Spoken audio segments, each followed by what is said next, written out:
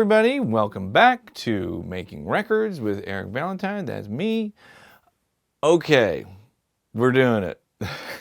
This is the Nickel Creek recording at RCA Nashville episode. Woohoo!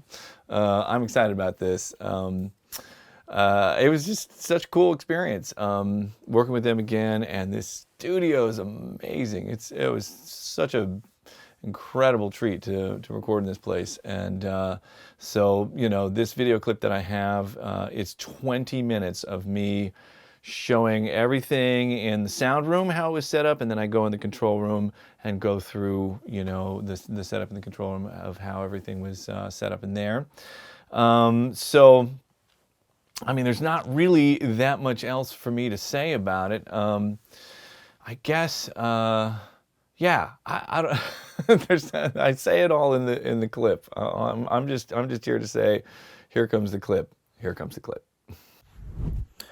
Well, hello everybody. I thought I would share a little bit of what's going on right now. I am at this amazing RCA Studio A, courtesy of Dave Cobb. Thank you very much, Dave, for your generosity and letting me get in here again. So this is another project. I still am sort of studio-less right now. I just tore apart the Topanga studio. The Barefoot studio had gotten disassembled a while ago, and the building is actually sold now, so it's really gone. There's definitely no recording there going to happen anymore, at least not for me. So in the interim, I've been able to come into RCA Studio A a couple times. This is an incredible studio. I mean, it is easily the best sounding recording space I've ever put a microphone in. Totally incredible. So I'm here recording a new album with, well, I don't know if I should say it or not. You're going to figure it out real quick once you see the setup. It's Nickel Creek. I get to do another record with Nickel Creek. I'm super excited about that. Just love working with them. They're just, you know, inconceivably talented and a super joy to work with. They're just wonderful people. So here we are, and we get to do it in this amazing place. So I want to show you the setup. First of all, just take a gander at this room. It's insane. It's just enormous, this cavernous room. So it's apparently 70 feet across, 25-foot ceiling, and I would guess somewhere between, probably about 40 feet wide, something like that. Coincidentally, very similar dimensions to what I'm building in Vermont. The big room there is 75 feet across, 30 feet wide, and it averages out to about a 25-foot ceiling. It's actually 30 feet all the way to the spine of the roof, but it's a vaulted roof, so it sort of averages out to about 25 feet. Very similar dimensions, which was comforting for me because this space works so good. I'm not going to be able to do the acoustic treatment exactly like this. I would if I could, but it will be similar. I'm going to have, built into the walls, I'm doing vertical wedges that will come out of the wall kind of like that break up the surface to make sure there's no, standing waves or flutter echoes between parallel surfaces. So I'm gonna do that on the two walls, the long throw of the room, and then I'm gonna have the room a little more malleable for me. So I'm gonna just go with curtains. The curtains are at least a little more affordable than some of the other options. Building big panels on hinges and stuff, it's just a lot of work and kind of complicated. Curtains are so easy, and they really work great. That's what was at Barefoot, and you can transform the room from being, really quite dry to being totally reflective. So that's going to be my approach. So then here's the setup that we have. So here's Chris's spot right here. We're using a Coles 4038 for him, and we had kind of a cool revelation on this round of recording. This is our third record together, and On the first 2 records, we used my Elam 251, and which sounded beautiful on those records. But there was one thing that was I always had to tackle with EQ. The mandolin has an inherent thing, this like 4 to 5K peak that just pokes out at you, that just feels out of balance with the rest of the sound. And so I was always kind of surgically tweaking that a little bit on the other records. And we figured out that it was really a result of having the mic looking straight into the instrument. And so this time around, we experimented with some positions and put it down lower so it's angled up at the instrument and sort of looks across the face of it at a 45-degree angle. And lo and behold, that little pokey thing just went away. And so I really don't have to do hardly any EQ at all on the mandolin now. It's and I'm using, I'm just completely obsessed with ribbon mics right now. So I'm using ribbon mics for almost everything at this point on everything I record. So they get ribbon mics this time. And so, yeah, it's been a beautiful sound. I'm definitely, adding a little bit of presence to it, and rolling off a little bit of low end just to make it so it just sort of sits on top of the other instruments a little better.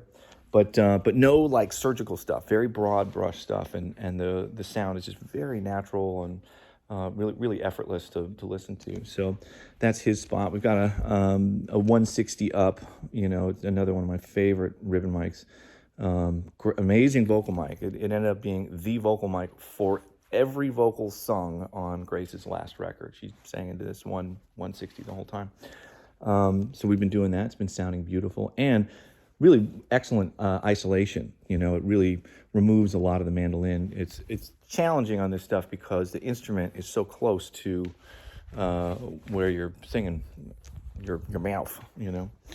So this is the bass spot. This is the only place where I ended up not doing ribbon mics.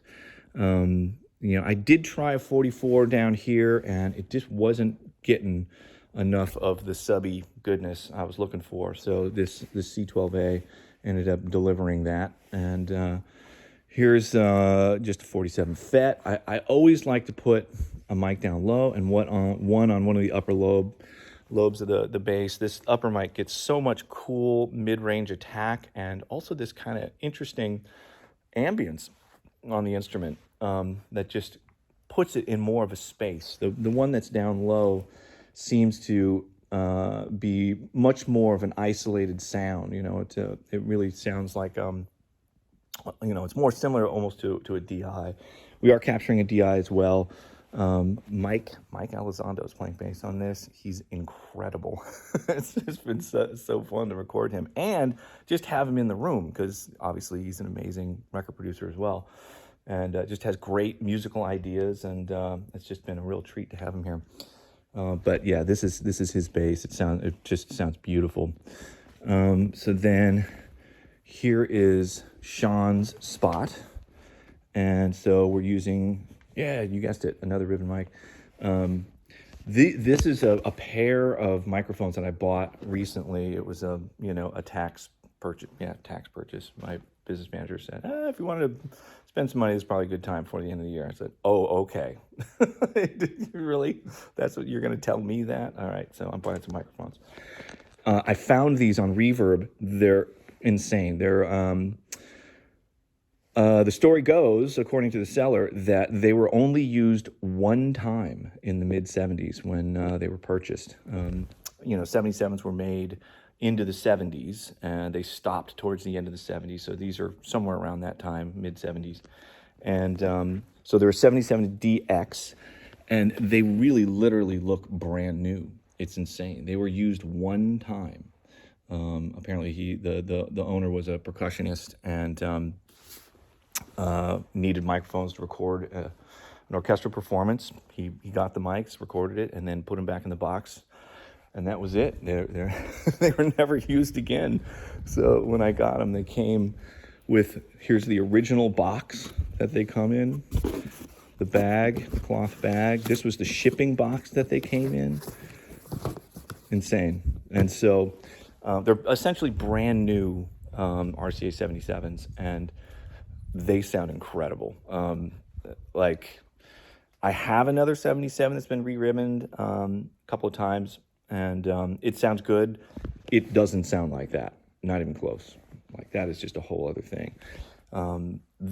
These ones, they're brighter for starters, and they're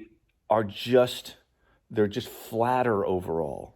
And so my other 77 definitely has some aberrant resonances that kind of stick out in it, which sometimes can be cool because sort of add some character to, certain things. But it's nice just having this really balanced ribbon mic sound out of a 77. It's just, I've never heard one that sounds like that before, and apparently that's what they all used to sound like before they got re-ribboned or messed up or tinkered with or whatever. Who knows?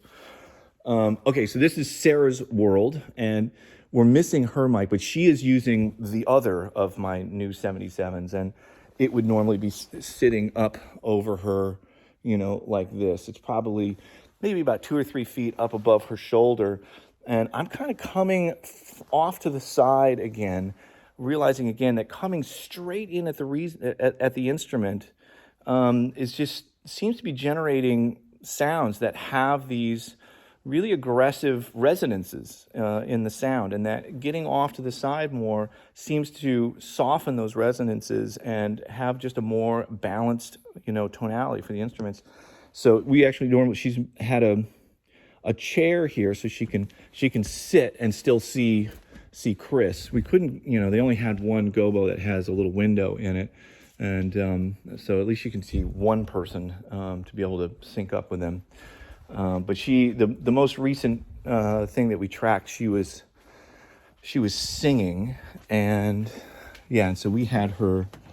She was singing as part of the live track. So I had her singing into this 44 in this booth. Really great sounding booth. Everything here was just was really done right. And then here's the other really brand new looking 77. And so we've been using that on her fiddle. This last one, she did some fiddle stuff in here. The fiddle is, it is a loud instrument. It just kind of gets everywhere. And so this particular song, it was beneficial to have her in her own universe. So now, and then I added these, just for the last couple songs, or actually really just the last one, but I'm going to keep them up. It's a pair of 67s that are capturing like a stereo ambience of the bass. The last song that we did was pretty much all Arco bass. I don't know if he did any pits on it at all, but I think it was all Arco bass.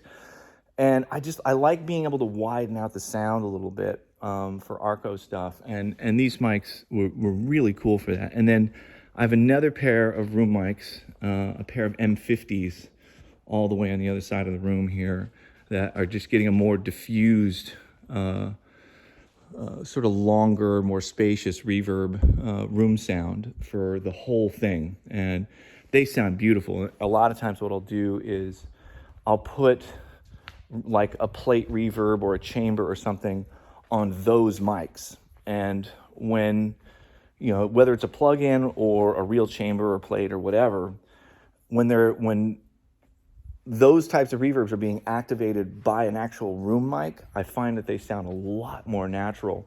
And so I use these signals as the source and just kind of lengthen the room sound with either a chamber or a plate or something like that. So those things sound amazing. For any of you that are familiar with M50s, they are as good as all the hype. They're just amazing. On Grace's record, we started out with something else. I forget what they were, but some other mic is the room mic, and then along the way, Phil, the assistant engineer here, mentioned that they had some M50s, and I was like, "Wow, let's put those up." So we started with those on this one, and the difference was just the high end is so silky on those microphones. It's really incredible. So then here is the control room. And so here it is. goes everywhere with me now. My beloved RCA tube console, still sounding incredible. Delivering the goods here. Here's the six mic preamps. Each one is on like a stereo module, so there's 2 channels for each one of these modules. And I did a little more tweaking with this thing and got it dialed in even better. So the high frequency response on the 2 buses match, within 1/10 of a dB and stuff like that. So it's really singing great. I brought my Strauss monitors. There they are. They're sounding lovely in here. And then a sub. This is the sub that I had set up at Topanga, and I'm EQing a little bit for the room with a pair of 550As. It's the only thing they had. So you gotta work with what you have, but it worked out good. The speakers actually they sound really good in here. It's been fun. So I have this, and then there's a bunch of great outboard that they have. I brought some of my favorite pieces. I've an Unfair Child, and then my modified Altex. Those actually, I was planning on putting those on the whole mix. They were a little too heavy-handed for this, so they ended up not working for that. And I would probably put the Unfair Child, but right now I think it's more important for me to make sure I'm getting the individual instruments correctly. And I really need that thing on some of the individual instruments. So the top channel is on the acoustic guitar, and I'm using the accessory box, just doing a little bit of feed forward, blending it in. So, it has, when he really plays hard, it has that sort of explosive sound to it. The bottom one is on the bass guitar. That one's all feedback, but we're on variable 3 with a slower attack, so it's really trying to let through a lot of the thump of the bass on that. And then, there's no shortage of wonderful gear here. So there's a couple of real Fairchilds. I'm using those on the vocals. And then this is on the mandolin. This has been sounding great on the mandolin. What is this on? I used this on something. I can't remember now. It'll come back to me. Yeah. And then this is on the violin. I know that much. Yeah, that's pretty much all the instruments. Maybe this is on one of the other bass mics. The upper lobe bass mic is going through distressor. That one, I want to manufacture some real attack on that thing, and so the distressor's been good for that. And that's about it. Just EQing tiny bits on the console. And so the setup, this is my new approach, where all the mic preamps go directly into the computer. Here's some sessions here. And so everything goes mic preamps directly in here. We're recording all of that stuff. And then I have pre-fade sends that go to channels on the console, and everything is in this sort of 16 channel format. So I have 16 tracks available. I'm really not using them all in this initial pass. I'm probably capturing maybe about 11 tracks, something like that at a time, with the room mics and stuff. And so then that all comes up here, and I have an opportunity to insert. You can insert compression here, and then just doing little tiny bits of EQ in there. If I needed something more surgical, I have FabFilter Q3 on every channel there. These sends are for headphones, and so they get to hear the raw microphone in their ears. And then all of that stuff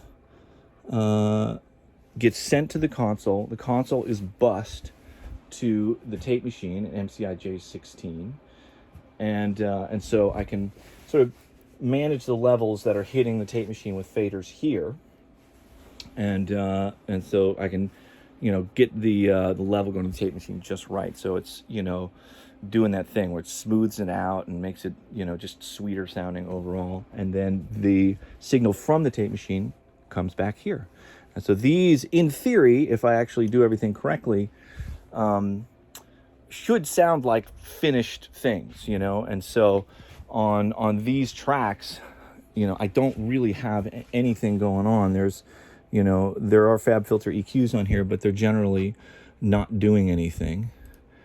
So yeah, just a little bit of a high pass on the mandolin, nothing on the violin.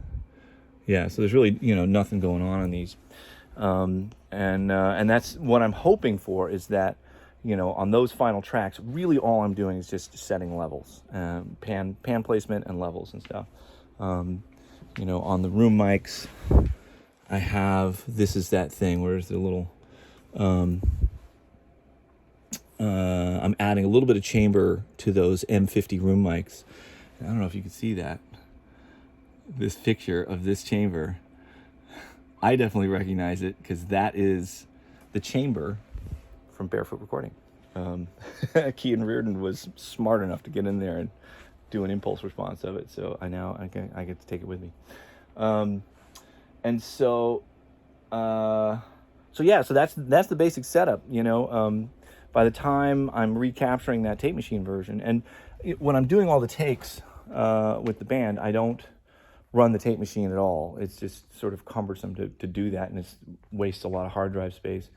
And so I get all the takes. We just monitor, you know, all the digital stuff as we're working on it. I'm monitoring the processing in the control room, so I hear a little bit of latency in the control room, and then ultimately, once we think we have the take, I do a comp, I finalize my settings, and then I just print the analog version, and it's been great. Like I'm not as stressed out about perfecting the sounds while I'm trying to focus on performances, because I know that I will have that opportunity at the end of the tracking process to really get meticulous and make sure the EQ is set the way I want, the compression is right, I'm hitting the tape machine right, all that stuff, and then commit to all the treatments of the sounds.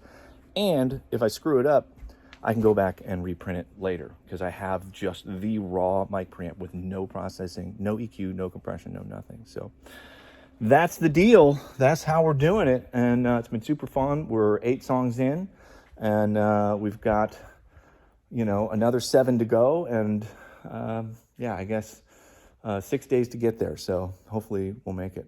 Wish us luck. All right, I'll see you guys later. Bye. All right, so there it is. You got to see the whole setup there. And there's a couple of things I didn't mention.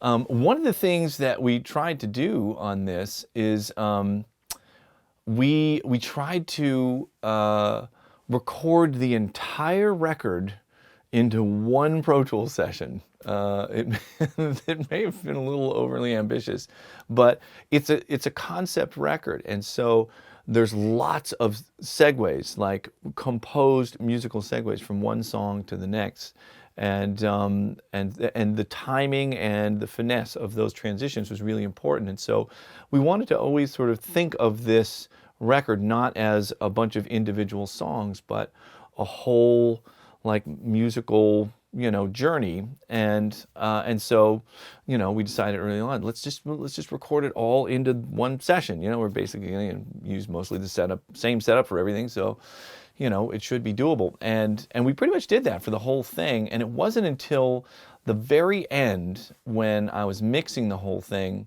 there was, you know, there's a fair amount of overdubs in here and on the thing and stuff, and the session got huge. You know, I'll do a deconstruction of one of these songs at some point, and I'll pull up the session, and I'll unhide all of the tracks in this thing, and it's insane. It's a monstrosity of a session, but you can see it in there, the beginnings of it, when I'm showing the analog prints of the multi-track stuff. You can see, you know, these sections of files.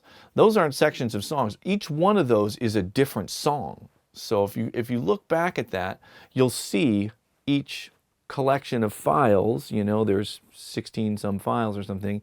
Each one of those is a song. And so I got pretty far with it. And then there was a point when I was mixing, I got too nervous, because if you're mixing, and, you know, it ended up being like 17 songs on this, there was these segue bits, these little short, like 1 minute type segue songs that were, you know, basically a song unto itself. They were just shorter songs. And so I couldn't do any moves unless every move that I did on a song had to be automated, or I would be changing it for the other 16 songs, on that particular track. And so I just, when I was trying to move quickly through mixing, it got really nerve-wracking and just kind of cumbersome, where anytime I wanted to hear a little EQ change or something, I had to automate it, or I would risk changing a setting that was important for another song. So at a certain point, everything stayed as one big session, but I started saving session versions that were mix versions for each specific song, so I didn't have to worry about preserving the settings for the other 16 songs in the session. It just got too unwieldy. So right at the very end, I had to sort of give up on that, and I wasn't able to actually mix it as one continuous album, which would have been amazing. I wish I could have actually pulled that off, but that didn't happen. So there was that, and also we did all the pre-production at Mike Elizondo's studio, and we had a somewhat similar setup, just in a much smaller room. I mean, nobody has a sound room as big as that RCA room, and Mike has an amazing studio. It's a really incredible spot, and it was an opportunity to really sort of test to see, I was really into this thing of using this RCA tube console and all these ribbon mics and trying to go down this road, and I just wanted to see if it would really work with this band, because I wasn't totally sure that it was going to be the thing for this. So it gave me an opportunity to really audition it, and it's sort of, we call it like the practice swing. And so we get everybody together, and they're working on arrangements and refining songwriting stuff, still refining some lyrics here and there, all those kind of things. So it's kind of a pre-production thing, but we really record it, like record everything, so we can leave with a proper multi-track recording of the whole thing and sort of reflect on what happened and see if everything about the approach really makes sense. Make sure that the arrangements are still translating, feeling good, and make sure that this somewhat extreme approach to recording it really is making sense and feeling good. And so, ultimately, everybody was feeling good about it. I took that pre-production thing back to Topanga, the Topanga studio, where I could really hear clearly what was going on, and did rough mixes there, and then we all got to live to it. And I could tell in places where everything, where all the parts really sort of came together on one of the performances, that the recording setup was going to work. It was going to work great. I was A/Bing it to, some of the previous stuff we had done and some other things that are in this genre, and there was just a quality in it that was like, okay, this is what I've been looking for, and so everybody agreed that we could commit to doing this approach, this RCA thing, and so that was it. And we'll have a chance to dig into one of these songs, and I'm hoping to catch up with them at some point. I was going to try and do that for this round, but they got a million things going on right now, and I wasn't able to corral them into a little Zoom chat about this. But maybe in the future, I can get them to do that if we do a deconstruction of a song or something down the road.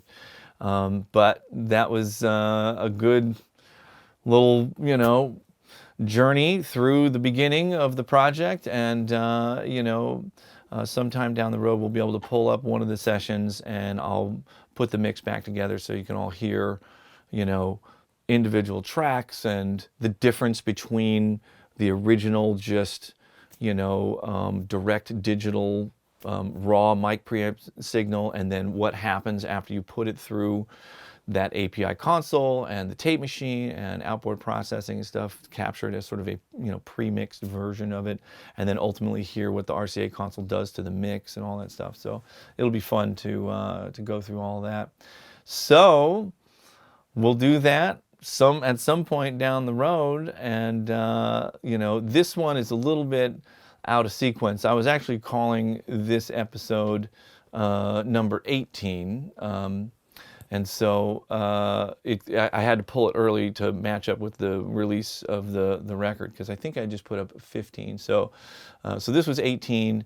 We're going to jump back in time. We'll go to 16 next, which is called Finish the Wiring, and then I go over the control room concept. So this is another kind of long video of me just walking through the whole place again and just showing where everything's at in the construction process. And like I said, we had just finished all of the actual audio wiring. So just another step along the way. So I will see you, I guess it'll be Monday for that one. All right, thanks for watching. Bye.